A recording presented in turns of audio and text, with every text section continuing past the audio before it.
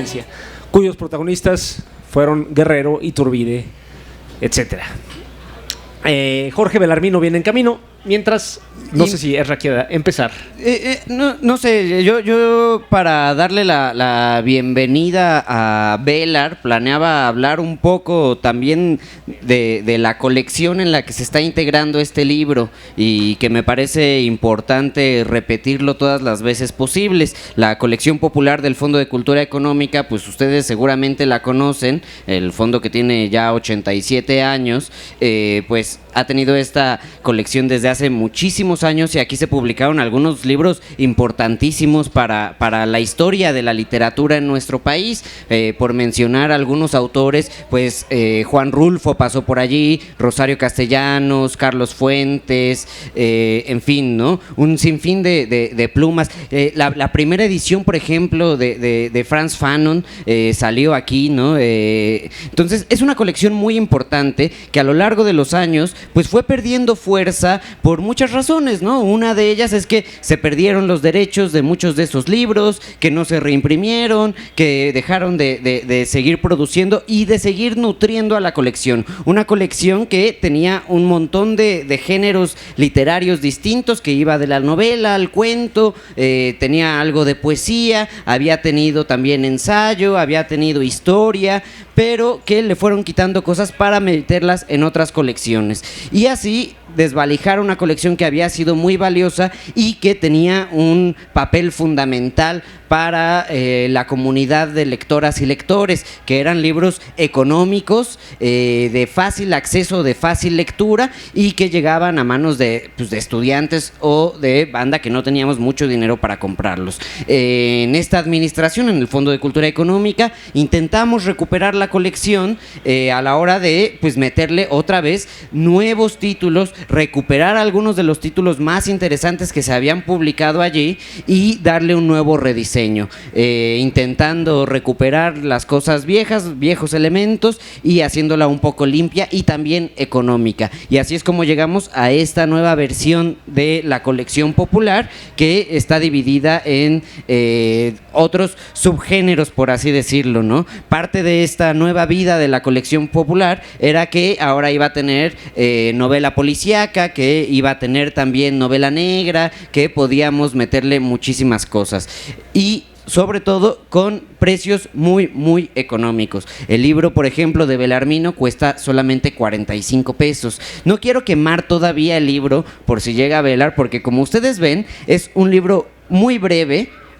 que se puede leer en una sentada y que yo tengo un speech que da 10 minutos, que va a ser mi cápsula del próximo viernes en el Imeri, que ustedes podrán escuchar. Entonces sí me gustaría platicarles un poquito de esta colección, de qué es lo que ha salido, de qué es lo que se ha publicado en los últimos meses y de cómo hemos llegado ahora hasta este libro que puede venir aquí a la Alameda a presentarse. Tú, Oscar, ¿Qué libros leíste de la popular? Porque creo que todos hemos leído alguno en nuestra vida lectora, ya sea por la escuela o por acercamientos o por libros que nacieron allí, pero que pues sí tiene una historia muy importante la colección para el universo editorial mexicano. Bueno, yo no puedo dejar de, ya que me impeles a anunciar tu editorial, ya que me obligas a anunciar nuestra editorial del Estado, todos. Quiero decirles que hay yo he visto forjarse algunos de los libros de esa nueva colección que han aparecido ahí. Uno de ellos que a mí me interesa particularmente y que les recomiendo mucho se llama Cuentos sobre la esclavitud, de Joaquín María Machado de Assis. Machado de Assis, como le dicen los brasileños, es el mayor escritor de la lengua portuguesa del siglo, de finales del XIX, principios del XX, un escritor brasileño. Yo creo que los latinoamericanos a veces creemos que la literatura universal o es la nuestra o es la europea, y no vemos el resto del mundo latinoamericano ni neocolonial en general, ¿no? Joaquín María Machado de Assis era un mulato, nieto de esclavos por parte de madre, nieto de portugueses por parte de padre, que le tocó vivir la época de la esclavitud en Brasil. Brasil fue el último país en abolir la esclavitud de todo el continente americano, yo creo que de todo el mundo, y no solo era un país con esclavos, era un país esclavista, o sea, todo su modo de producción era la esclavitud. La esclavitud solo se abolió en Brasil en los años 80 del siglo XIX. O sea, en México se abolió con la independencia en 1800, en los años 20, casi inmediatamente después de la independencia, y Brasil 60 largos años después, y eso marcó muchísimo esa sociedad y la hizo totalmente distinta.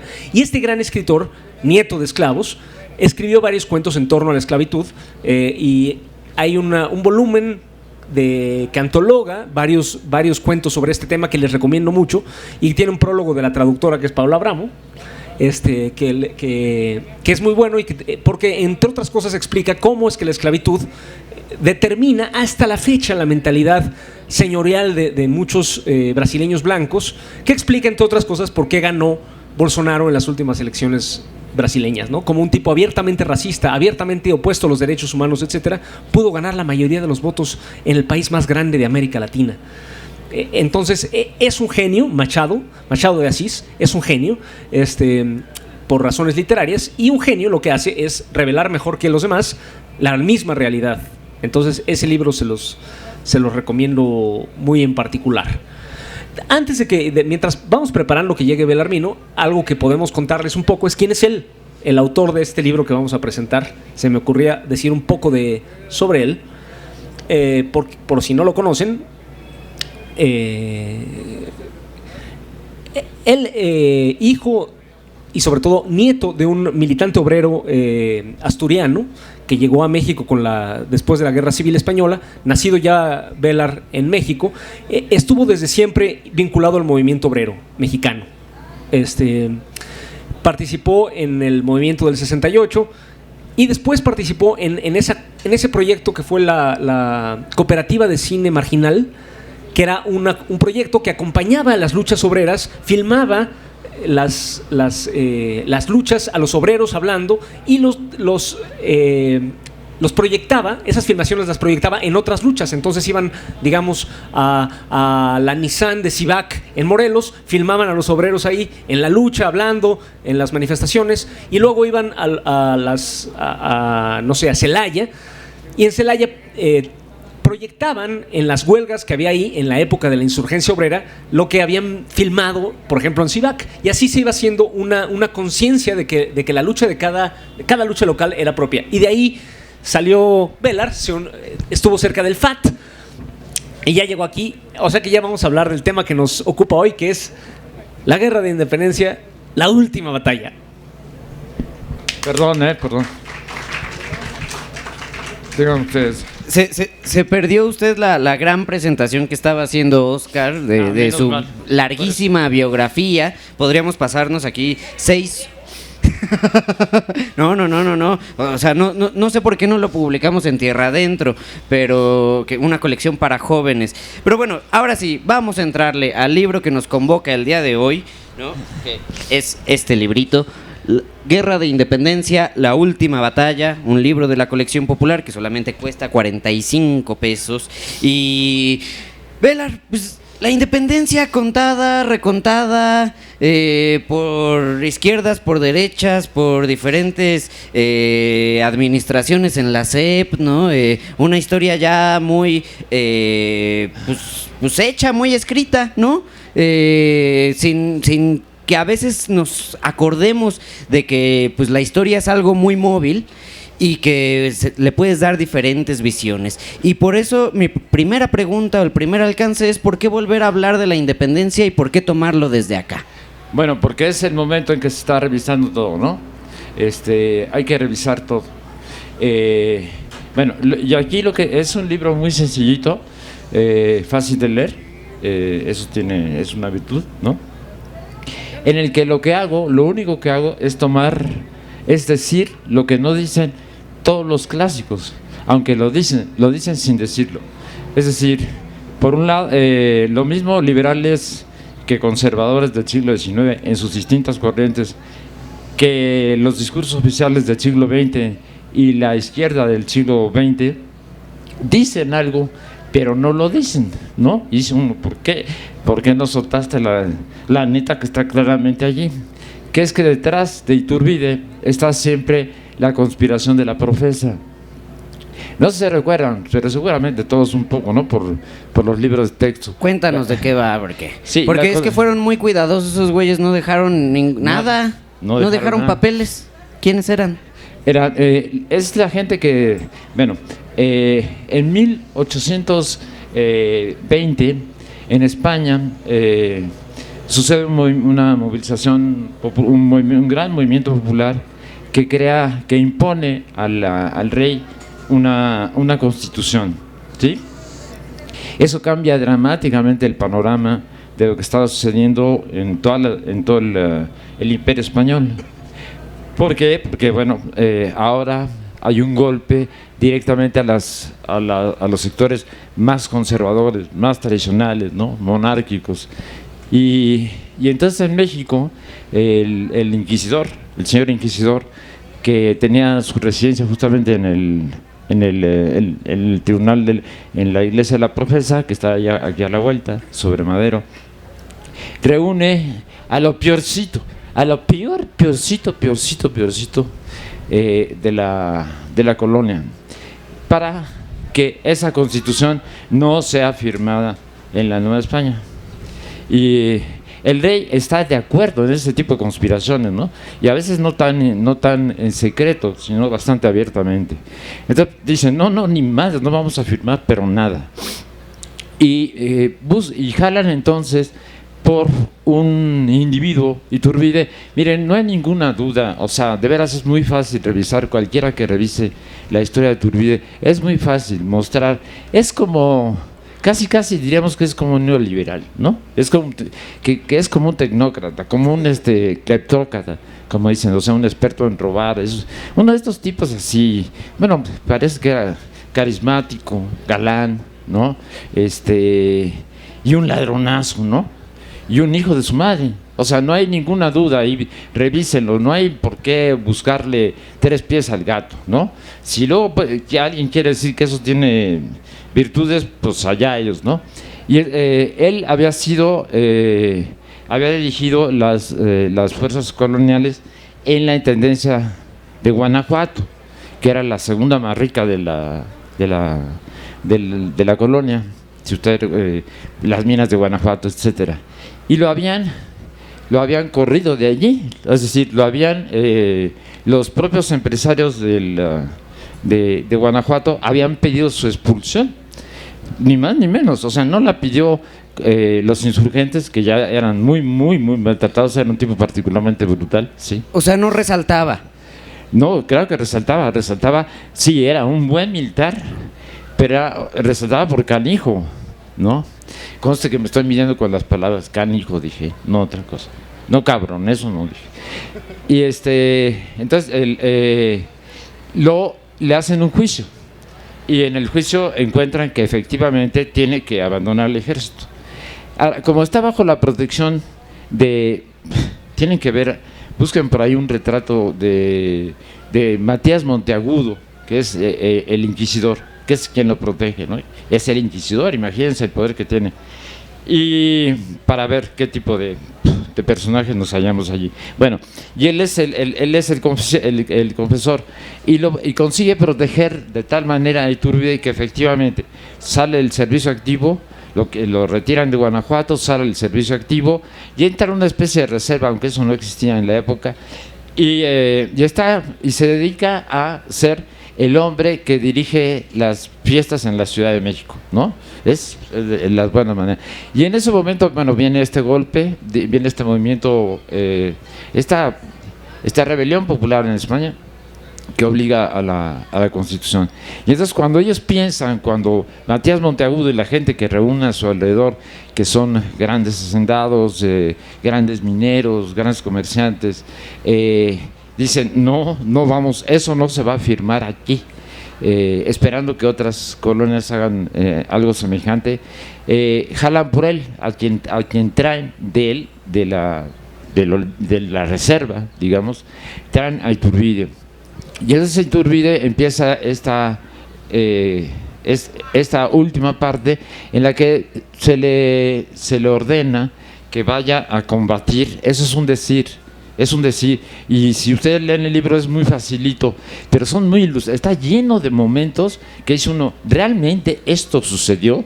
O sea, ¿realmente unas autoridades de las organizadas, ordenadas, se permitieron hacer esta cosa, ¿no? Porque no se las voy a guardar porque son muchas, ¿no? Pequeños detallitos. El caso es que lo nombran comandante de las fuerzas que tiene que combatir a Guerrero. Tema que es absolutamente sin sentido, por un lado, porque a Guerrero quedó al frente, ¿no? De los restos del ejército insurgente, y él es el guerrillero de todos los insurgentes. Bueno, están los grandes, ¿no? Está Hidalgo, está Morelos, pero si hay alguien que es un guerrillero, es Guerrero. De eso ha estado toda su vida, desde que Morelos lo nombró. Él anda entre las sierras, entre Guerrero y Oaxaca, y él anda, o sea, es un guerrillero nato, y controla de tal manera la orografía del estado de Guerrero, como todos sabemos, es hartamente complicada, ¿no? Todavía sigue siendo hartamente complicada. Bueno, quiero decirles que la primera carretera, o sea, el primer camino por donde podía pasar una carreta a Acapulco, llegó en el siglo XX, a principios del siglo XX. Así de complicada era la orografía, y a pesar de que Acapulco era el segundo gran puerto de mar de México, porque por ahí venían la nao de China, ¿no? Entonces Guerrero consigue hacer una resistencia muy eficiente, y no lo pueden vencer de ninguna manera. ¿Cuánto me queda? No, vamos bien. No lo pueden vencer de ninguna manera, ¿no? Ella lo probó otro, desde 1818 llevan intentando 2 años y no hay manera. Entonces Iturbide trae algo que es la conspiración de la profesa en la cabeza, pero bueno, eso es lo que sostiene ese libro, y creo que con justicia. Y inicia la campaña llena de detalles muy simpáticos, y no es él el que le ofrece a Guerrero un acuerdo, no, él lo único que hace es mandar una carta a Guerrero en la que le dice: hombre, ya usted ha sido, en términos muy gentiles, ¿no? Ya usted ha servido muy bien, pero a su lucha, pero esta está muerta, o sea, están perdidos, ¿no? La insurgencia está perdida, no tiene posibilidad ninguna.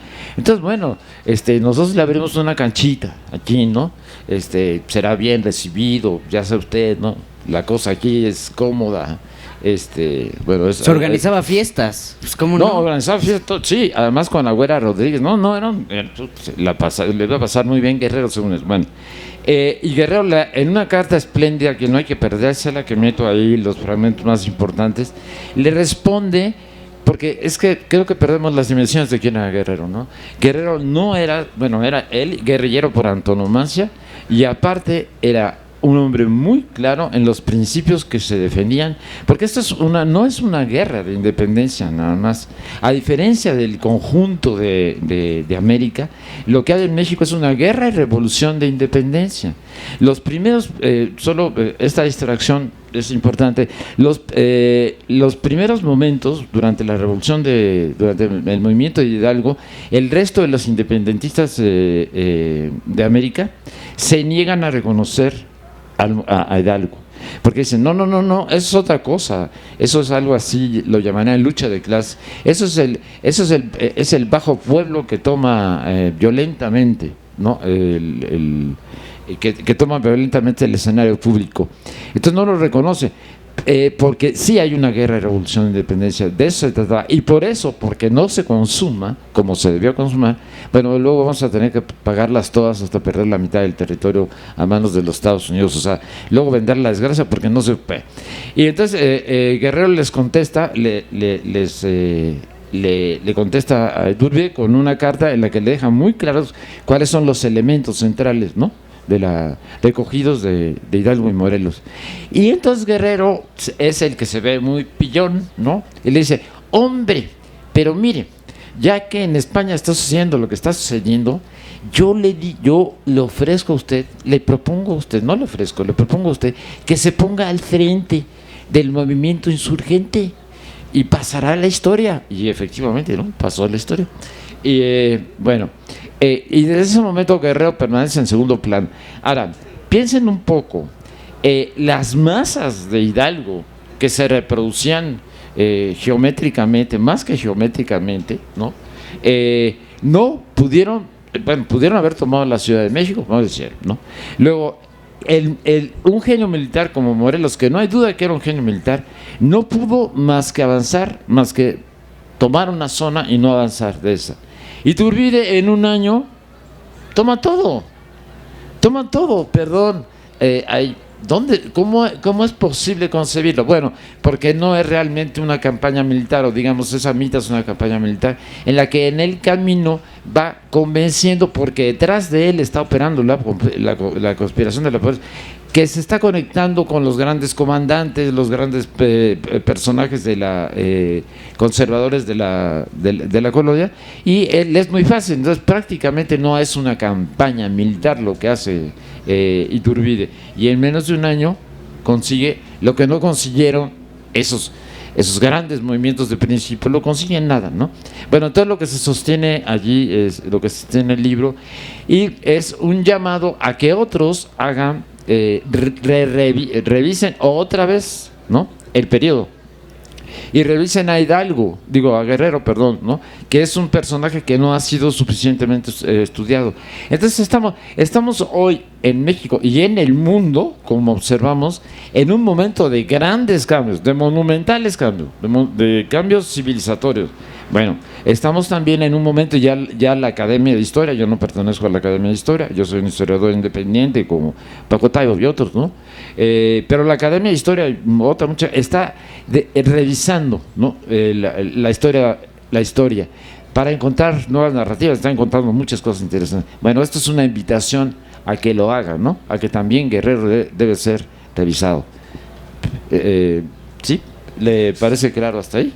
Ahí vamos bien, creo, pero nos queda un poquito de tiempo y a mí me gustaría justo... Hay un punto importante, ¿no?, del libro, que es cómo se llega a la batalla de Azcapotzalco, que digamos ahí, ¡pum! No, bueno, es que la batalla de Azcapotzalco en esta versión desapareció. Es que este libro es una versión, una nueva versión de un libro que hicimos para la Brigada para la Libertad, a la cual pertenezco. Bueno, ya les dijo Oscar, seguro, ¿no? Y a la cual pertenecía Erra hasta que nos abandonó y nos traicionó. Se fue con su amigo. Si algo ha quedado claro el día de hoy es que yo abandoné. Okay. Pero... no, y entonces aquel libro había un buen pretexto para iniciar con la batalla de Azcapotzalco, aunque no había tenido trascendencia, ¿no? Y la usábamos, bueno, la usábamos porque la concebimos, ¿no?, platicando juntos, y luego en esta versión, para limpiarla, para que ya no hubiera, para que fuera más clara, entonces ya no aparece la batalla de... Por eso no verán que el título original era La batalla de Azcapotzalco, ¿no?, la última de la independencia. Aquí no, aquí ya nos borramos para que no haya dudas. Entonces esto se concentra nada más en Guerrero y Iturbide, este momento final, ¿no?, este proceso. Sí. En 2010, no sé si se acuerdan ustedes, en estos festejos carísimos que se hicieron alrededor del bicentenario, ¿no?, que nos regaló la Estela de la Luz, pues se le hicieron varios, no sé si llamarlos homenajes, ¿no?, a un personaje como Iturbide, que volvió a ser revalorado justamente por estos... por personajes muy parecidos a él mismo. mismo, ¿no? A esos mismos tecnócratas que en ese momento estaban en el poder y que creo que ahora es momento de que volvamos a resignificar, pero desde la lectura, desde la gente de a pie, ¿no? Que podamos cuestionar, y creo que en ese sentido el libro de Velar, que está hablando de algo que se ha contado y recontado un montón de veces, es fundamental, ¿no? Para que podamos revisar un episodio histórico de nuestro país desde diferentes ángulos. Tenemos la Guerra de Independencia, la última batalla. Yo recomendaría también que se acercaran al libro sobre Vicente Guerrero, que es un personaje fundamental que escribió. No sé si es el de Mancisidor o de Valadez. Es de Mancisidor, ¿verdad? Vicente Guerrero, El Carácter, que es un libro espectacular para hablar de este personaje. Que no, o sea, Velar lo puso así muy rápido, ¿no? Pero me parece muy interesante a la hora de recrear en esos inicios en donde arranca el libro, en reiniciar a un ejército que estaba prácticamente desvalijado a partir de comunidades indígenas, ¿no? Entonces eso también me parece muy importante dentro de los mismos orígenes digamos, históricos de la guerrilla en México. Sí, hay una provocación que el libro dice, es una provocación. La provocación es, Guerrero estaba haciendo algo así como preparando una guerra popular prolongada, digamos, al estilo chino, o una guerra de guerrillas. Bueno, parece una broma, pero a fines de los años 20, es decir, desapareció ya de escena Iturbide. ¿Y quién llega al gobierno del país? Pues Guerrero, sí, lo matan, pero al final de cuentas el que hizo la jugada inteligente fue él, ¿no? Bueno. Nos quedan 5 minutos. Somos teloneros, además de que él ya fue telonero de el grandísimo Oscar de Pablo, que hoy tiene su martes de Marx con las bolcheviques, si no me equivoco. Entonces abrimos el micrófono por si tienen alguna pregunta, alguna participación de esta gran exposición que hemos hecho el día de hoy, un poco revuelta y apresurada, pero el micrófono es de ustedes por si quieren hacer una pregunta. Allá hay una mano alzada, si se puede acercar un poco, por favor, para que pueda tomar el micrófono.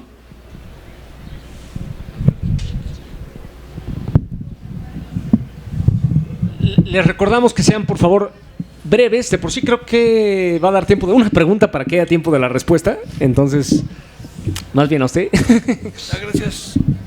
Sí, mire, mi respuesta, por ahí hay versiones de que Iturbide trató de formar un imperio, que eso sí ya buscaba la jerarquía, ¿sí? Pero hay versiones de que trataba de formar el imperio para conservar toda la extensión que tenía la España, ¿sí? Que en este caso se llamaba Nueva España, ¿sí? O sea que era un territorio muy grandísimo.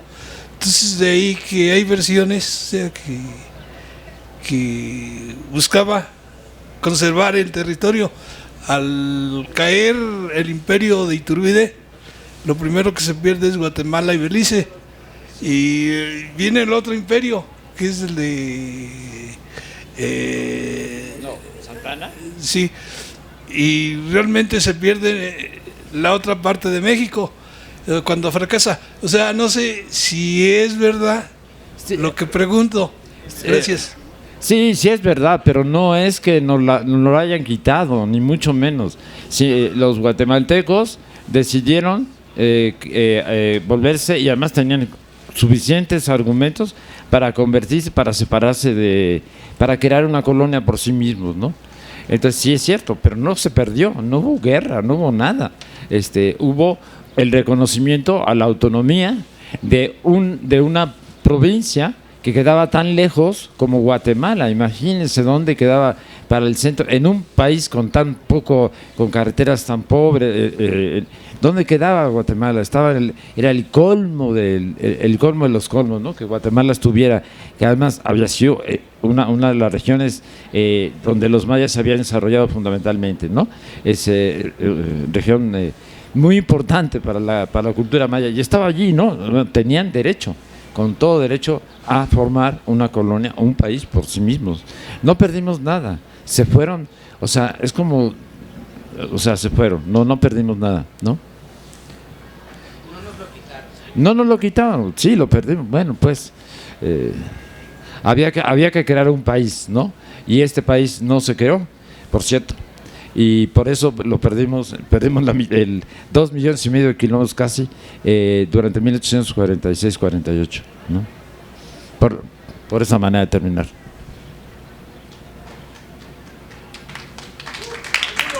Gracias. Ah, sí.